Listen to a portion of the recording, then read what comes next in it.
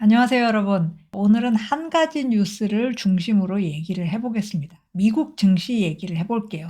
미국 증시 얘기지만 사실 미국 경제 얘기죠. 자, 제목이 미국 증시 잠시 의심했지만 다시 믿는다? 다시 믿을까? 뭐 이런 얘기입니다.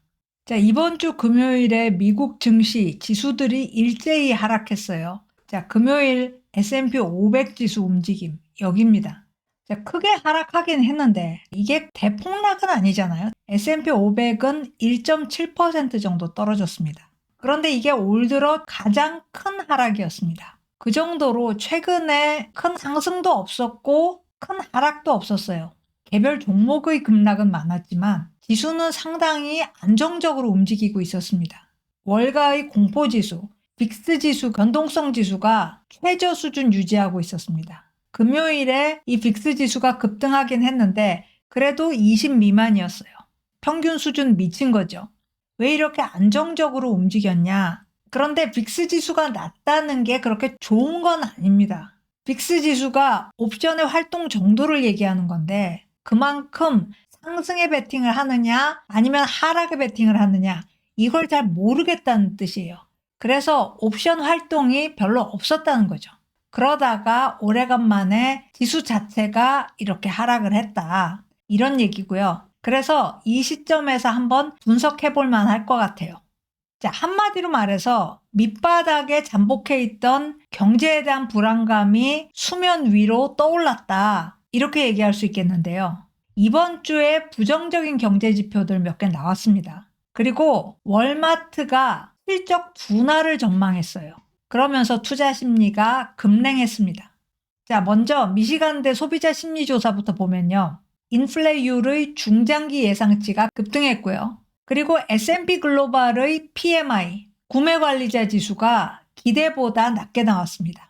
또 이미 극도로 침체되어 있던 기존 주택 판매가 더 줄었어요. 주택시장 침체 계속 이어질 거라는 얘기죠. 자, 경제 지표들이 이렇게 나오면서 인플레 불안 자극했고요. 성장 둔화에 대한 불안도 역시 자극했습니다. 자, 인플레가 오르고 그런데 성장은 둔화한다. 이걸 우리가 스태그플레이션이라고 하죠.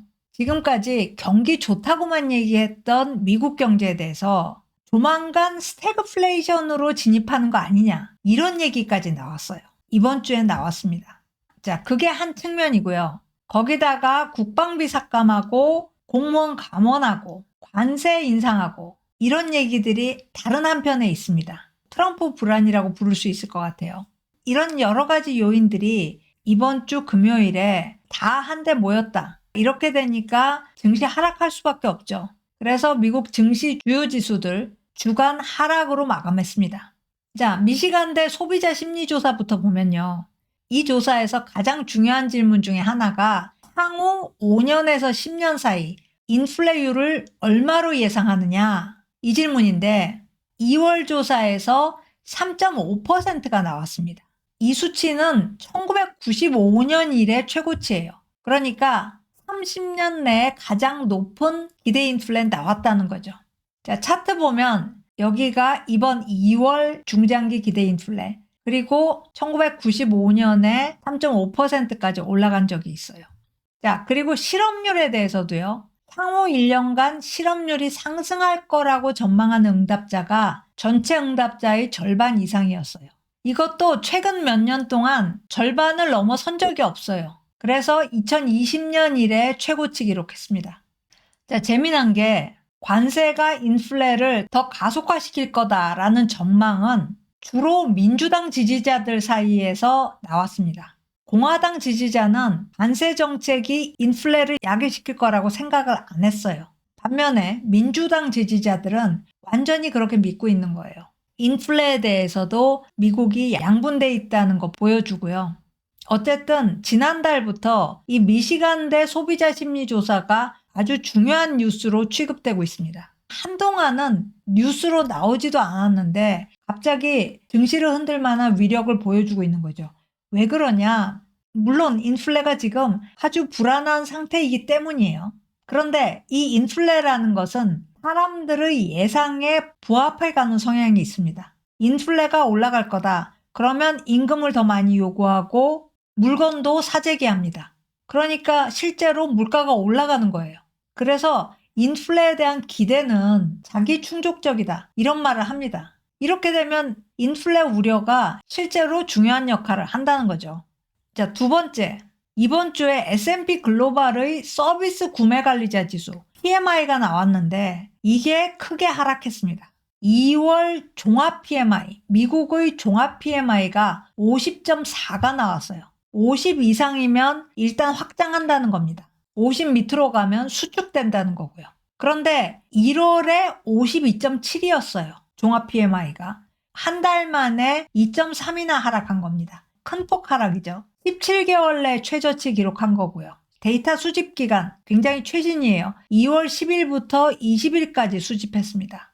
자, 그런데 종합 PMI도 떨어졌지만 그걸 구성하는 서비스 PMI는 더 떨어졌어요. 1월에 52.9였는데 2월에 49.7 나왔습니다. 자, 서비스 PMI가 3 이상 떨어졌는데 반대로 제조 PMI는 올랐습니다. 1월에 51.2였던 것이 2월에는 51.6이 됐어요. 제조 PMI는 8개월 내에 최고치 기록했습니다. 자, 이게 무슨 말이냐? 자, 이런 해석이 가능해요. 관세 전쟁이 시작되는 가운데 제조는 다소 상승했다. 그런데 서비스는 그보다 훨씬 더 큰 폭으로 하락했다. 이런 얘기가 되는 거죠. 그래서 이걸 다 합해서 보면 관세 전쟁이 미국 국내 경제에 미치는 영향이 부정적이다. 이런 해석이 가능합니다. 트럼프 대통령의 주장과 반대인 거죠. 서비스를 희생시키면서 제조가 좋아지는데, 자, 여기서 차트 보면 크로스가 발생했습니다. 이게 서비스 PMI고 이게 제조 PMI예요. 제조 PMI가 오르는 것보다 서비스의 하락이 훨씬 더 크다는 걸 보여줍니다. 자, 이 주택 지표도 좋지 않아요. 1월의 기존 주택 판매가 전월인 12월에 비해 4.9% 하락했습니다. 이코노미스트 예상치가 2.6% 하락이었어요. 그런데 그것보다 더 많이 하락했다는 거죠. 자, 차트 보면 주택시장은 이미 굉장히 침체되어 있습니다. 이게 2023년의 기존 주택 판매고요. 그리고 마지막 막대 그래프가 2024년이에요. 2년 연속으로 주택시장 침체, 극심했어요. 그런데 올해 1월도 나아지지 않았다. 이런 얘기가 되는 거죠. 그도 그럴 것이 현재 모기지금리가 7%입니다. 주택을 팔겠다는 사람들이 늘어나고 있어요. 그런데 모기지금리가 높다 보니까 매수세가 살아나지 않습니다. 그래서 인벤토리는 증가하는데 매매가 안 일어난다. 이런 상황인 건데요. 그러면 어떻게 될 거냐? 우리가 예상을 해볼 수가 있죠. 팔고자 하는 사람들이 매도 가격을 내릴 겁니다. 그러면 주택가격 하락하겠죠. 인플레는 좋은 소식입니다. 그래서 매수가 살아나면 좋은데 그렇지 않다면 상황은 훨씬 더 심각해지는 거고요. 자, 그리고 이번 주에 월마트가 실적 발표를 했습니다. 실적은 좋았는데 향후 1년에 대한 가이던스가 좀 불길했어요. 이 가이던스가 시장을 떨게 만들었습니다. 목요일 월마트 주가가 6% 이상 하락했고요. 금요일에도 또 추가적으로 하락했습니다. 차트 보면 여기가 목요일 급락했죠. 그리고 여기가 금요일입니다. 자, 월마트 실적 어땠느냐? 4분기 매출이 전년 동기 대비 4% 올랐어요. 특히 미국 내 온라인 판매는 20% 상승했습니다. 컨센서스 상회하는 실적 내놓은 겁니다. 월마트가 계속 이렇게 호실적을 내놓고 있어요. 2024년 회계년도 영업이익은 9.7% 성장했습니다. 이것도 좋죠. 그런데 자, 여기서부터 가이던스예요. 앞으로 1년은 성장이 둔화할 전망이다. 영업이익 성장은 3.5%에서 5.5% 사이가 될 걸로 예상한다. 사실 이것도 별로 나쁜 가이던스 아닙니다. 그런데도 투자자들은 월마트의 그 막강함을 믿었던 거죠. 작년 한 해 동안 계속 호실적 냈고 주가가 거의 2배 올랐습니다. 그런데 올해는 이게 이어지지 못할 거다. 이런 얘기를 한 거예요. 그리고 컨퍼런스 콜에서 명시적으로 얘기는 안 했지만 투자자들은 그 이유를 추정한 거예요.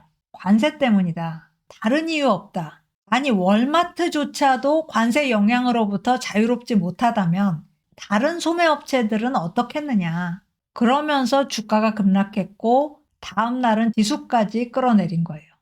그렇다면 주식시장 앞으로는 어떨까? 아주 단기적으로 보면요. 인플레 불안에 대해서는 다음 주에 나올 PCE 물가 지표가 중요한 역할을 할 겁니다. 그리고 다음 주에 엔비디아 실적이 또 나와요. 이거는 주식시장 움직임에 또 중요한 역할을 하겠죠. 그렇지만 작년이나 재작년 같이 엔비디아 실적 하나가 주식시장 전체를 캐리하는 그 정도는 아닐 것 같아요. 그리고 지금까지는 시장이 리스크에 대해서 굉장히 대범한 스탠스를 취하고 있었습니다. 대범한 정도를 넘어서서 리스크를 반기는 분위기도 있었어요. 넘어설 수 있기 때문에 반겼던 거죠. 하지만 지금부터는 이 리스크들이 현실화될 겁니다. 그러면 얘기가 달라지겠죠. 하지만 그럼에도 분위기는 여전히 긍정적입니다. 긍정 분위기가 지배적이에요. 왜 그러냐? 이미 돈이 많이 들어와 있어요. 이게 시장의 지렛대예요. 자, 이 차트를 블룸버그에서 가지고 왔는데요. 미국 ETF에 들어온 돈입니다. 2025년 1월과 2월 20일까지 유입된 돈이에요. 1,550억 달러입니다. 자, 다른 막대 그래프. 전부 그 해의 첫 1개월 20일 동안 유입된 돈입니다. 올해 ETF에 들어온 돈이 역사상 최대예요. 그러니까 어느 정도 자신이 있는 거죠. 자, 하지만 만일 성장률이 하락하는데도 인플레 압력은 계속 높다면 그러면 어떻게 될까? 지금 나오고 있는 지표들을 보면 이렇게 될 가능성은 분명히 있습니다. 자, 이번 주에 1월 영국 인플레 지표가 나왔어요. 3%로 급등했습니다. 12월에 2.5%였던 것이 1월에 3%로 올랐어요. 10개월 내에 최고치입니다. 1월의 근원 인플레도 3.7%로 급등했습니다. 12월은 3.2%였어요. 자, 영국은 2023년 이래 계속 0%대 성장률입니다. 마이너스 갔다가 플러스 갔다가 이렇게 왔다 갔다 하고 있어요. 그런데도 인플레 압력이 낮아지지 않았어요.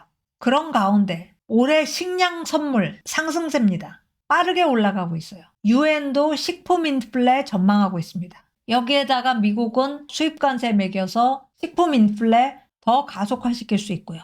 인플레가 많이는 안 올라갈 겁니다. 하지만 3% 인플레인데 저성장 기조로 들어간다. 그야말로 스태그플레이션으로 진입한다. 이러면 큰일이죠. 이게 이번 주 뉴스로부터 우리가 생각해 볼 수 있는 가능성입니다. 자, 오늘 스캔 여기까지입니다. 고맙습니다.